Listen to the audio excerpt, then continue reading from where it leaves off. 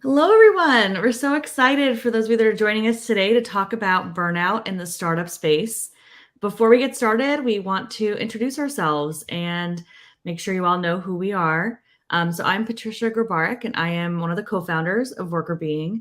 My co-founder, Katina here, I'll let her introduce herself in a second. But Workr is a business that is really focused around workplace wellness. So we both are industrial organizational psychologists, and we really care a lot about sharing the science behind what makes a good work environment so that employees can thrive and be well both at work and outside of work. Tina, you want to introduce yourself? Hi, I'm Katina, and Patricia already mentioned I'm the co-founder of Workr, and she pretty much summed up what we do and why we do it. But we're really excited to be here in this dialogue today with Sharon to try to continue doing what we do, which is translate science into actionable things that companies can take away and implement to help employees to thrive. So, Sharon, I'll kick it to you to introduce Waterbear Planet. So hi, I'm Sharon. I'm the founder of Waterbear Planet. We provide opportunities for people to learn about day-to-day self-care, whether that's something that you need to do just individually to reflect more on your work-life integration, or to take a deeper dive with us with Workr to look at more holistic solutions that are looking at organizational drivers of stress and mitigating those so they're not impacting you. The reason why we are hosting this LinkedIn Live today is a continuation of conversations we've been having since the spring that we actually kicked off in the Boston area with a wonderful studio working space called Venture Lane. And we we really understand and value the perspective of founders and operators in the startup space because we know how hard it is. We've heard your stories. We've talked with a number of people, whether they're in the HR people ops space or founders themselves. It can be really challenging for personal well-being, and burnout is extremely common. So one of the reasons why we're hosting this specific LinkedIn Live is to continue the conversation, to put a placeholder online and in the world for us to continue these conversations and continue to build community around this topic because it's really needed. And what we found is that having a space for people to express and share what they're experiencing and to start working towards solutions is super meaningful and impactful. Yeah, so Sharon just mentioned we have a variety of conversations and dialogues that have already taken place. And we'd like to just touch a little bit on what we've learned about the burnout challenges that are unique to startups. So, the first thing that is pretty much unanimous across folks that we talk to is that startups have this culture of grind. And a lot of companies, and I'm sure if you're watching this and you're not in a startup, maybe you just have an interest in startups or you're thinking of creating a startup, you're probably thinking, well, in my company, they grind too, right? Like this is something that people work hard. We find that overwork is pretty much characteristic of many organizations across industries. But the unique culture of grind really has to do with the fact that startups are in a limited period of time trying to grow very, very quickly and trying to get the word out about their brand, their product, et cetera. And so it's this idea that, we need to put in all the effort and all the time and energy that we can right now because we're in a growth mode, we're in go mode. And that go mode will have these really, really positive outcomes for all of us if we're willing to push through and grind through, right? That unique culture of grind and the fact that that's become very normalized within the startup space has really created sort of a grind for the sake of grinding and not necessarily doing what people need to do in order to do that a smart and sustainable way. And so what we're hearing is that people feel like if they're not grinding, they're not doing it right. And so even in periods of time where they might be able to take a step back and actually, detach, disconnect, et cetera, which we'll talk about in a bit, they feel like the constant need to be performing the grind is adding to the pressure of not only reaching the goals, but also constantly looking like you're doing every single thing you can to get there. So this unique culture of grind exacerbates an already sort of negative culture of overwork that we have in a US context in particular, but also in places all over the world.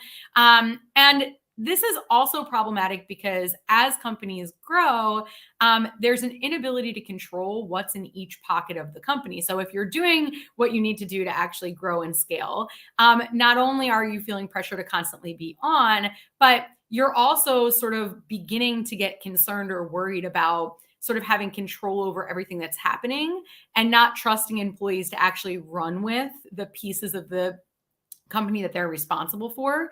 And so in this instance, it sort of compounds with this overwork culture, with this like constant pressure for particularly leaders to want to monitor what employees are doing, which takes up additional time. So not only am I doing my job, but I also feel like if I don't know what's going on in every other pocket of the company, this pressure or this big goal that we have might not come true. So there are sort of two things that are happening here: an existing culture of grind, and then this feeling of, as we grow, we really want to understand every little detail or nuance of what's going on in the company, which adds an additional layer of work, particularly for folks who are in charge of the startups themselves. So those are some of the insights that we've taken away from our conversations. And we totally get that too. Like, as founders ourselves, like I can imagine if we grew really large, I would want to know what's happening in every single part of the company because it's your baby, right? You want to understand it all.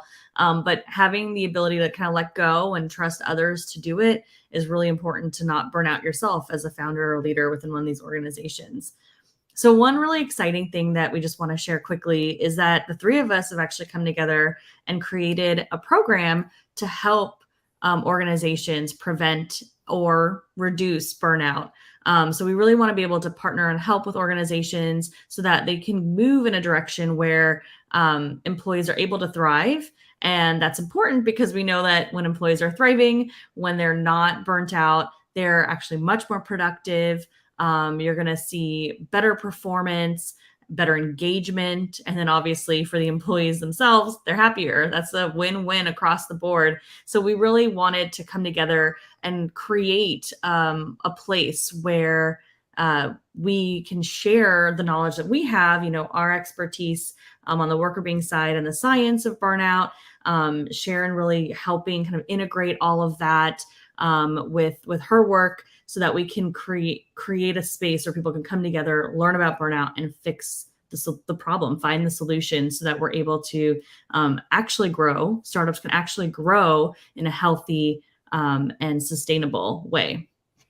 Yeah. So a few thoughts that we have as a preview of some of what we think is integral to solving for burnout in the startup space.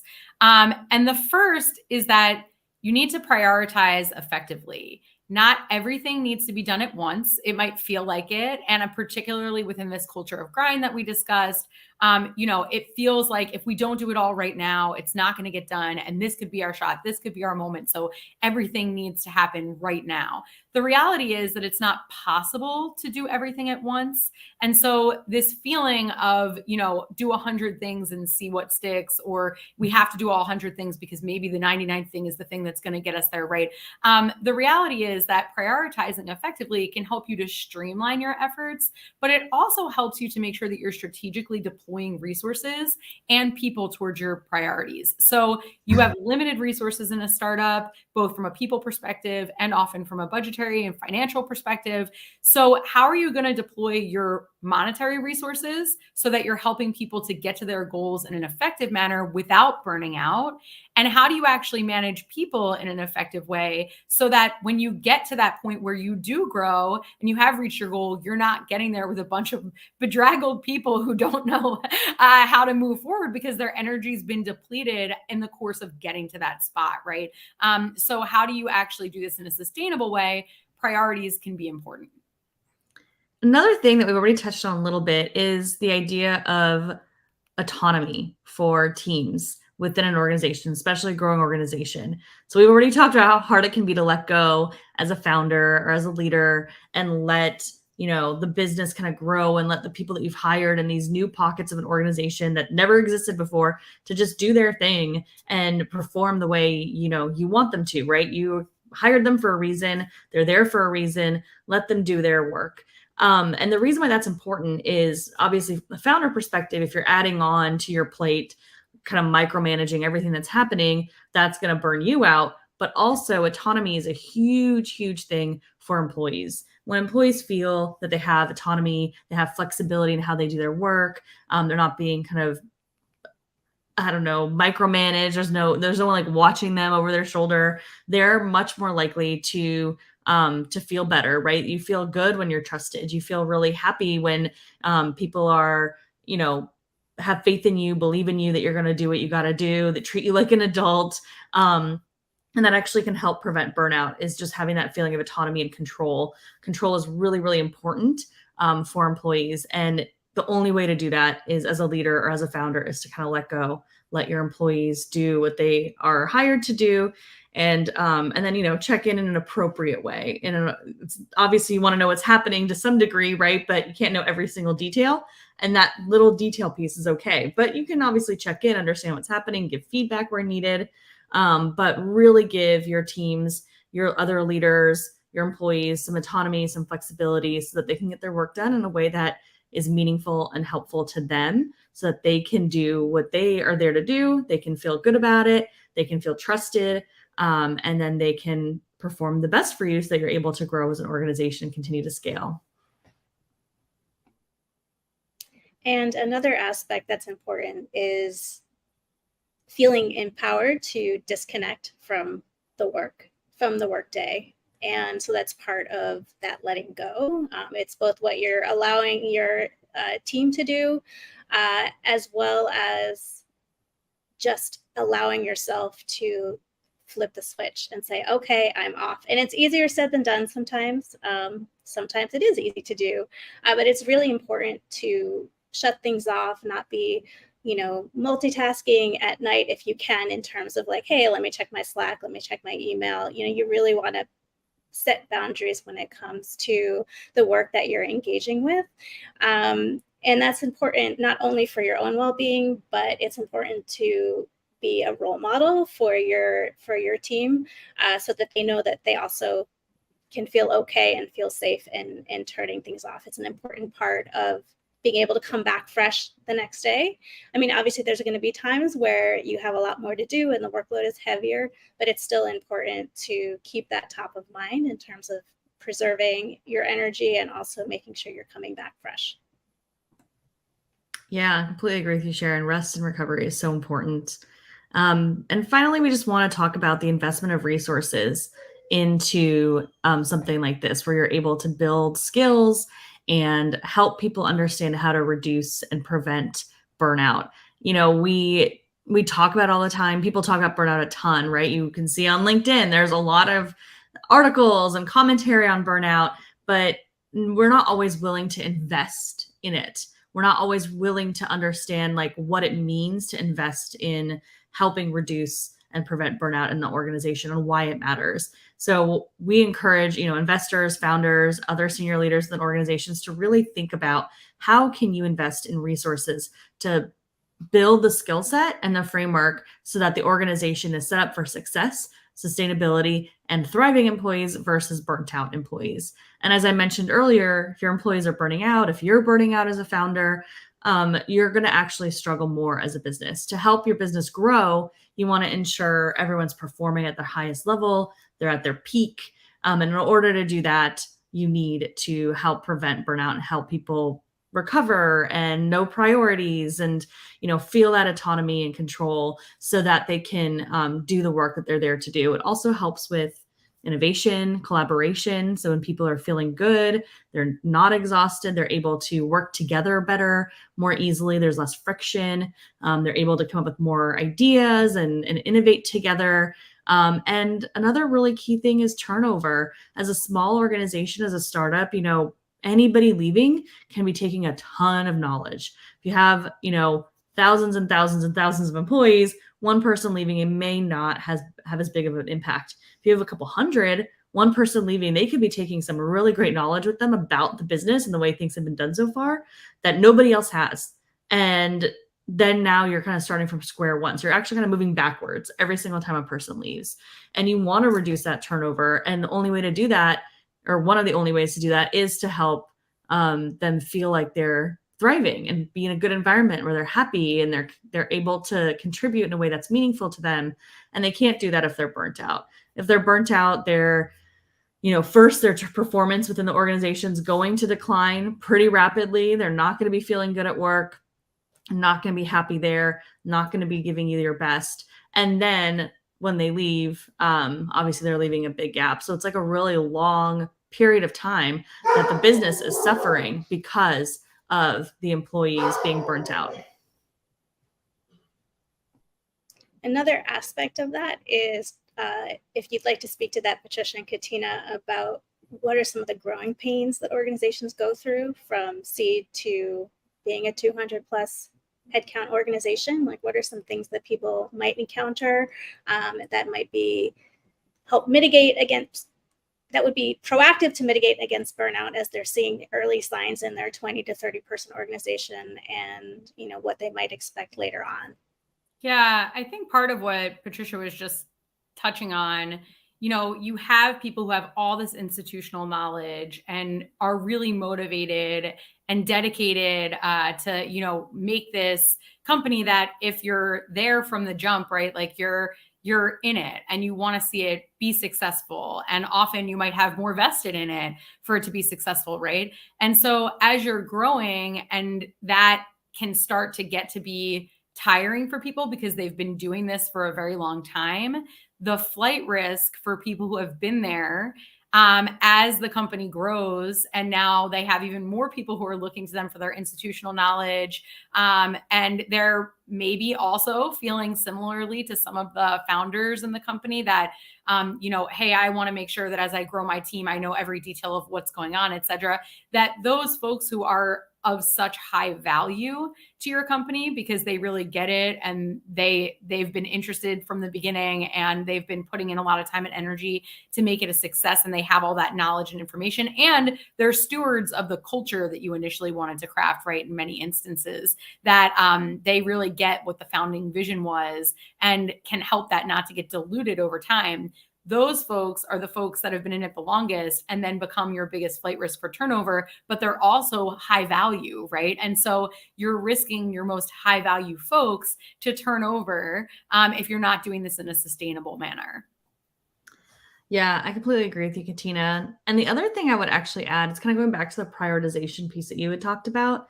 One thing that I've seen startups struggle with that I think is really, really important and is also very hard to address if you're not taking the time to step back and prioritize is the long-term strategy. You have to have a very clear vision, a clear strategy, how you're going to get from A to B. And when you have X number of resources, what are you able to accomplish? So being very realistic around what you're able to accomplish when, and having that concrete strategy. So you're not having people kind of flail off into other directions because, all of a sudden you see like slight difference in market share if you go doing this too. So now you have some people doing this and then your original plan. And that can really dilute what the business is doing. And then again, the priorities are unclear. So people are kind of doing some things for project A and then project B, and they're not sure where to put their time and energy. And so they're putting a ton of time into both. And then that's obviously leading to workload issues, et cetera. So having a very concrete plan of where you want to go and trying to avoid extreme pivots due to new information in the market. Oftentimes, the idea you had already was good. Like you're getting funding, you're doing something, right? So suddenly going from, this is gonna be like a very extreme example, but like you're a software company and then you find out that actually like being a call center is something that you saw some, two of your clients that they wanted. Now you're suddenly want to be a call center. Like that kind of shift and pivot can be really problematic for the employees within the organization, especially because you're probably still going to keep doing the software piece. So now you're adding in a layer, you're not necessarily adding in resources, and you're in a place where people don't know what to do and potentially can struggle. So I think having a very, very concrete strategy, very clear steps as to where you want to go from point A to point B, and continually checking your resources and understanding, we have 15 people today, and that means we can do X. So we don't want to add, project B right now because we don't have the resources for that. And we're not going to put enough time and effort into both projects if we only have these number of resources today. You don't want to do underfunding of your or under resourcing of your projects or of the things that you're doing, because that's going to actually slow you down in a way that can be very harmful and then make it hard for you to catch back up.